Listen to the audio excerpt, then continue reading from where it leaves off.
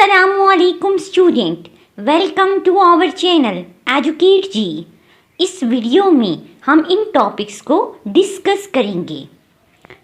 Student, पिछली video में हमने मोड को डिस्कस किया था, तो थोड़ा सा उसे रिपीट करते हैं। मोड मोस्ट फ्रीक्वेंट वैल्यू को बोलते हैं। फ्रीक्वेंसी डिस्ट्रीब्यूशन से मोड को इस फार्मूला से फाइंड करते हैं। x hat is equal to L plus Fm minus F1 divided by Fm minus F1 plus Fm minus F2 multiply H। मिसाल के तौर पर ये एक फ्रीक्वेंसी डिस्ट्रीब्यूशन टेबल है। यहाँ मॉडल क्लास मतलब वो क्लास जिसकी फ्रीक्वेंसी सबसे ज़्यादा है वो सेकंड क्लास है।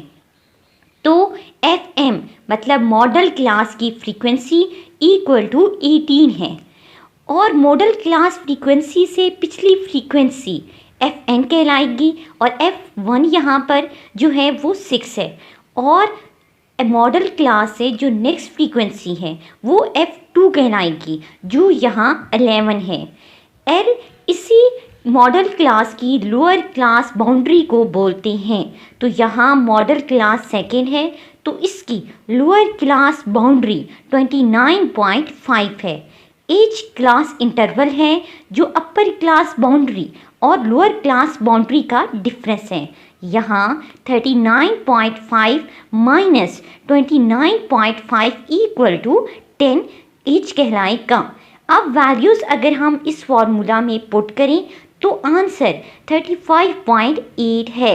इसे मॉडल क्लास वैल्यू या मोड कहते हैं, मतलब मोस्ट फ्रीक्वेंट वैल्यू। मोड की प्रॉपर्टीज़ या करैक्टरिस्टिक्स ये हैं। नंबर 1, इजीली अंडरस्टूड, मतलब ये आसानी से समझ आ सकता है। सेकंड, इजीली असरटेन्ड, यानी डिस्कवर या फाइंड करना इसे इजी है। Third, it is not affected by a few very high और लो वैल्यूज़, क्योंकि स्टूडेंट मोड जस्ट सबसे ज़्यादा रिपीट होने वाली वैल्यू है तो इसे हाई या लो वैल्यू से फ़र्क नहीं पड़ता। अब स्टूडेंट सवाल आता है हम कहाँ मोड को इस्तेमाल करेंगे, तो इसका आंसर ये है जहाँ मोस्ट फ्रीक्वेंट वैल्यू फाइंड करना हो या मॉडल क्लास निकालना हो तो हम मोड इस्तेमाल करेंगे। स्टूडेंट, कभी कभी ऑब्जर्वेशंस ऐसी होती हैं वो इक्वली रिपीट हो रही होती हैं, वहाँ कोई वैल्यू सबसे ज़्यादा दफ़ा मतलब मोस्ट फ्रीक्वेंट नहीं आती। ऐसी सिचुएशन को अनमॉडल डिस्ट्रीब्यूशन बोलेंगे। In some situation, there may be no mode in a sample series where no values occur more than once. Bimodal distribution, ऐसी फ्रीक्वेंसी डिस्ट्रीब्यूशन जिसमें दो वैल्यूज़ मोड हों, मतलब ऑब्जर्वेशन में दो वैल्यूज़ सेम रिपीटेड या मोस्ट फ्रीक्वेंट आ रही हों तो वो बाई मॉडल डिस्ट्रीब्यूशन कहलाएगी। A frequency distribution contains two modes, in which case it is called a bimodal distribution. अब जो फर्स्ट पे हमने डिस्कस किया वो मोड यूनिमॉडल डिस्ट्रीब्यूशन थी और ये बाईमॉडल डिस्ट्रीब्यूशन है। इसको स्टूडेंट आप ऐसे याद रख सकते हैं कि जैसे Asian camel same unimodal distribution की तरह है और Chinese camel bimodal distribution है।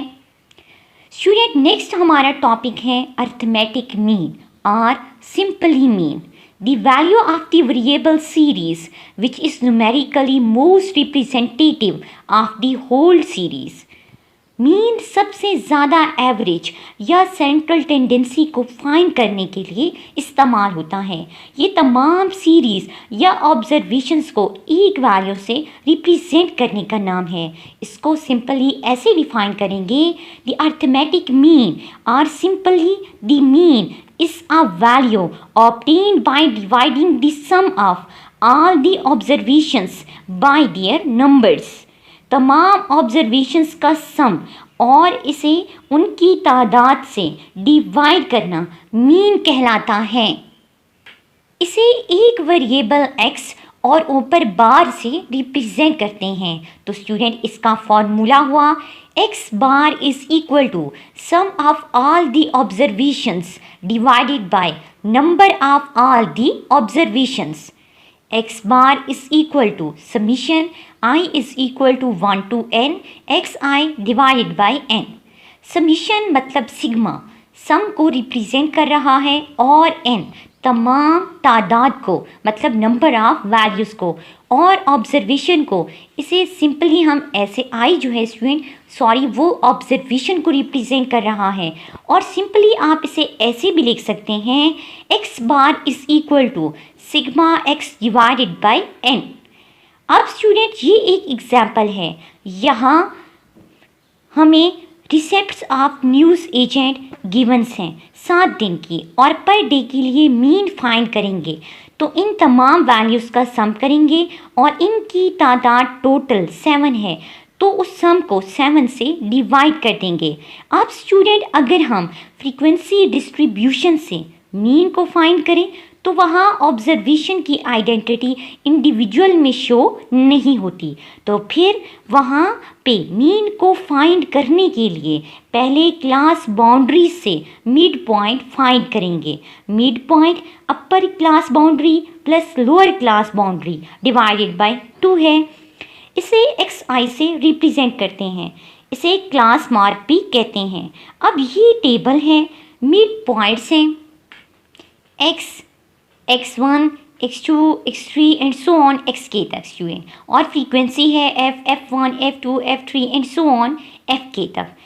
तो अब मीन का फॉर्मूला हुआ student x bar is equal to summation i is equal to 1 to k fi xi divided by summation i is equal to 1 to k fi is equal to summation i is equal to 1 to k fi xi divided by n। Simply हम ऐसे भी लिख सकते हैं x bar is equal to sigma F X divide by sigma F is equal to sigma F x divided by n, क्योंकि frequency भी तो n ही है, मतलब टोटल तादाद को ही रिप्रेजेंट करती है। इस फार्मूला को हम अपनी पहले वाली एग्जाम्पल जो हमने लेक्चर नंबर 4 से हम कर रहे हैं EPA माइलेज की, तो ये स्टूडेंट हमें डेटा गिवन है। अब सबसे पहले मिड पॉइंट्स फाइंड करेंगे, मतलब लोअर और अपर क्लास बाउंड्रीज़ को सम करके 2 से डिवाइड कर देंगे। जैसे 30.0 प्लस 32.9 डिवाइडेड बाय 2, तो आंसर आया 31.45। फिर स्टूडेंट हम f(x) फाइंड करेंगे। f(x) मतलब फ्रीक्वेंसी को मिड पॉइंट से मल्टीप्लाई करना है। जैसे 31.45 मल्टीप्लाई 2 इक्वल टू 62.9 है। इसी तरह f(x) फाइंड करना है, फिर f(x) को सम करना है, मतलब तमाम f(x) की वैल्यूज़ को ऐड कर दें और f की जो फ्रीक्वेंसीज़ की वैल्यूज़ हैं उनको भी तमाम को ऐड कर दें। तो फॉर्मूला है x bar is equal to sigma f(x) divide by summation f। तो क्या हुआ answer equal to 35.5 divide by 30 equal to 37.85। अब ये जो 37.85 x बार आया है इसे मीन कहते हैं। स्टूडेंट यहाँ से एक इंटरेस्टिंग टॉपिक आता है ग्रुपिंग एरर। स्टूडेंट जब हम रॉ डेटा से मीन को फाइंड करें और फिर फ्रीक्वेंसी डिस्ट्रीब्यूशन से मिड पॉइंट से मीन निकालें तो उनमें थोड़ा सा डिफरेंस होता है, क्योंकि मिड पॉइंट्स यकीनी तौर पर हर ऑब्जर्वेशन की इंडिविजुअल आइडेंटिटी को जाहिर नहीं करते, इसीलिए इसे ग्रुपिंग एरर कहते हैं। ये अर्थमेटिक मीन में बहुत कम होती है, इसीलिए यहाँ तो हम इसे निगलेक्ट कर देते हैं, लेकिन आगे जो मैट्रिक मीन, हार्मोनिक मीन में हम इसको निगलेक्ट नहीं कर सकते। Grouping errors refers to the errors that is introduced by the assumption that all the values falling in a class are equal to the midpoints of the class interval. In reality, it is highly improbable to have a class for which all the values lying in that class are equal to the midpoint of that class. Arithmetic mean की properties ये हैं, it is easily understood, मतलब mode की तरह आप इसको आसानी से समझ सकते हैं। Second, it is easily calculate, mode की तरह आप इसको आसानी से कैलकुलेट कर सकते हैं। Take its to account every value in the series, और सीरीज़ में या ऑब्जर्वेशन में जो तमाम वैल्यूज़ आ रही हैं वो तमाम यहाँ पर टेक का पार्ट होती हैं, मतलब हम तमाम को यहाँ पर यूज़ करते हैं।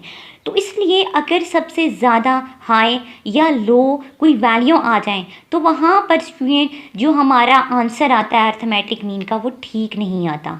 तो अब हम ये कह सकते हैं कि every value in our data set is included in the calculation of the mean, whether the value be high or low. Where there are a few very high or very low series, their effect can be to drag the arithmetic mean towards them. This may make the mean unrepresentative. इस बात को student हम एक मिसाल से समझते हैं। एक मेन सिटी की हर बिल्डिंग्स की फ्लोर्स की तादाद बताई गई है। इस तादाद का मीन निकालते हैं तो यहाँ पर 9 आंसर आता है। अब 9 का मतलब है कि ज़्यादातर बिल्डिंग्स में फ्लोर्स 9 हैं, लेकिन स्टूडेंट आप गौर करें तो यहाँ पर ज़्यादातर 12 बिल्डिंग्स के जो फ्लोर्स हैं वो 9 से कम हैं, मतलब 3, 2, 5 और 6 समथिंग आ रही हैं। तो यहाँ अब ज़्यादा छोटी और बहुत बड़ी वैल्यू की वजह से मीन सही नहीं आया, इसलिए ये छोटी और बड़ी वैल्यू से इफ़ेक्टेड होता है। अभी तक हमने जिस मीन की बात की है स्टूडेंट उसे सिंपल अर्थमेटिक मीन या अनवेटेड मीन कहते हैं। नेक्स्ट अर्थमेटिक मीन है वेटेड अर्थमेटिक मीन। मिसाल के तौर पर एक स्कूल में फ्रेशमैन 100, सोफोमोर्स 80, जूनियर्स 70, सीनियर्स 50। अब इनमें 15% फ्रेशमैन, सोफोमोर्स 5%, जूनियर्स 10% और सीनियर्स 2% जो स्टूडेंट हैं वो अब एब्सेंट हैं। अब हम एक दिन में तमाम एब्सेंट लोगों की तादाद फाइंड करना चाहते हैं, तो एवरेज फाइंड करते हैं।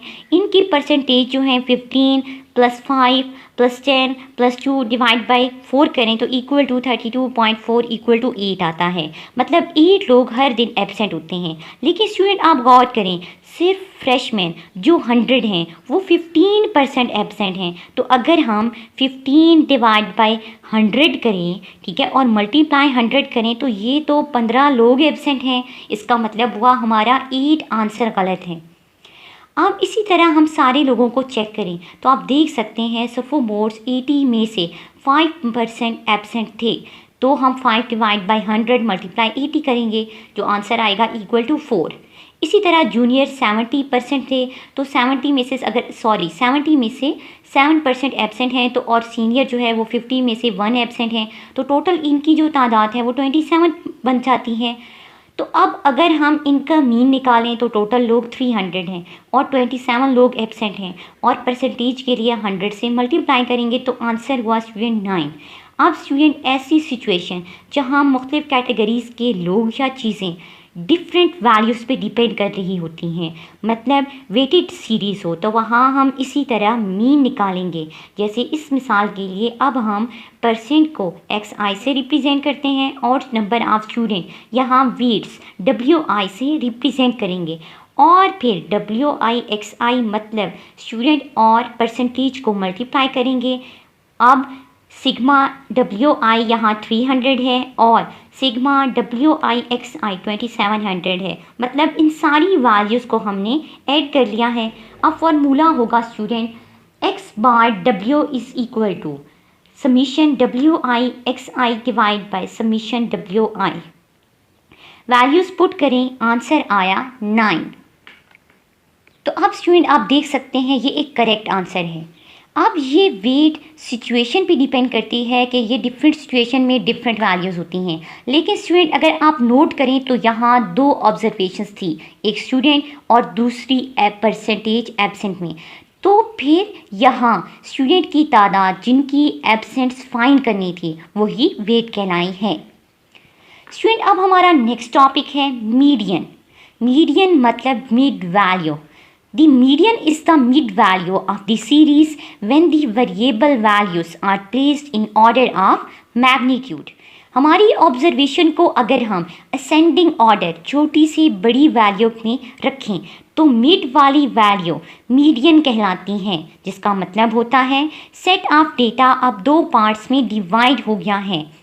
अब मिडल वाली वैल्यू जाहिर कर रही है कि ऊपर वैल्यूज़ उससे कम हैं और नीचे इससे ज़्यादा हैं, या 15% डेटा ऊपर है और 15% नीचे है।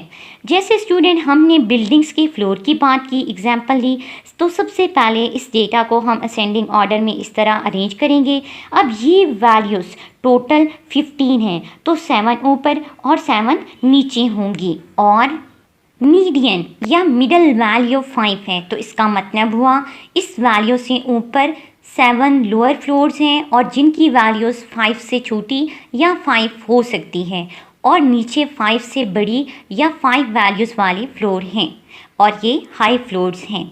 अगर स्टूडेंट हमारी ऑब्जर्वेशंस ऑड हों, मतलब कि 1, 3, 5, 7, 9, 11 समथिंग हों, तो मिड वाली वैल्यू मीडियन कहलाती हैं। लेकिन अगर ऑब्जर्वेशन या डेटा सेट इवन हो तो फिर मिड वाली वैल्यूज़ 2 होंगी। जैसे एग्जाम्पल है कि एक दिन में मुख्तलिफ टाइमिंग में पैसेंजर की ये तादाद ट्रैवल कर रही है। अब यहाँ टोटल 6 वैल्यूज़ हैं, तो मिड अब 2 वैल्यूज़ होंगी, 14 एंड 18, क्योंकि इन वैल्यूज़ से ऊपर भी 2 और नीचे भी 2 वैल्यूज़ हैं। अब इन 2 वैल्यू का मीन निकालेंगे, 18 + 14 डिवाइड बाई 2, कि 2 वैल्यूज़ हैं तो 2 से डिवाइड करेंगे, 16 आया, ये अब मीडियन होगा। इसी तरह स्टूडेंट अगर हमारे पास डिस्क्रीट वेरिएबल का फ्रीक्वेंसी डिस्ट्रीब्यूशन टेबल गिवन हो तो वहाँ से ऐसे हम मीडियन को फाइंड कर सकते हैं। जैसे सबसे पहले यहाँ पे हमें कम्युलेटिव फ्रीक्वेंसी फाइंड करेंगे, मतलब ये जो फ्रीक्वेंसीज़ हैं इनका सम करेंगे। अब टोटल क्लासेस यहाँ पर 45 हैं, तो 22 अबव हो जाएंगी और 22 बिलो, तो मिड में जो आएगी वो 23rd होगी और उसको हम मीडियन बोलेंगे। और 23rd में टोटल जो स्टूडेंट आ रहे हैं स्टूडेंट वो 29 हैं, 23rd क्लास से पीछे 29 स्टूडेंट होंगे या इससे कम होंगे, और नेक्स्ट में 23rd से 3rd क्लास से जो नेक्स्ट वाली क्लासेस हैं उनमें 29 स्टूडेंट होंगे या इससे ज़्यादा होंगे। तो ये जो 23rd क्लास हुई ये क्या है, हमारे पास मीडियन है, और इसकी जो वैल्यू है मीडियन की वो यहाँ पर 29 है।